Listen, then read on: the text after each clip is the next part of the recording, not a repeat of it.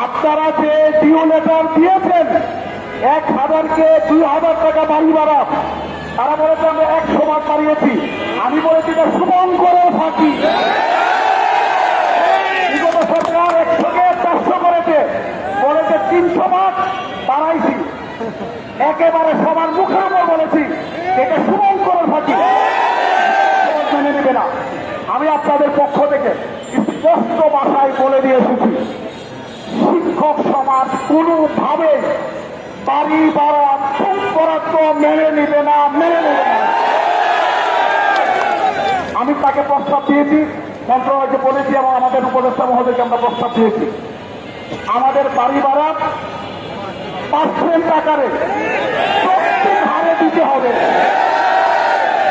মন্ত্রণালয় বলেছেন আপনাদের প্রত্যাশা বলেন। আমরা বলছি আমি এখন আপনাকে বলতে পারবো যে আমাকে সরকারি নিয়মে 45 দেন, কিন্তু বাজেট তো পাশ হয়ে গেছে। আমি বললেই তো এত বড় দাবি চাইলেও তারা পারবে না। আমরা দাবি জানিয়েছি কমপক্ষে আমাদের বাড়ি ভাড়া 5% আকারে 20% দিতে হবে। আমরা দাবি ওনারা আমাদেরকে বলেছেন আপনাদের এই যৌক্তিক দাবির সাথে আমরা একমত। আপনারা আপনাদের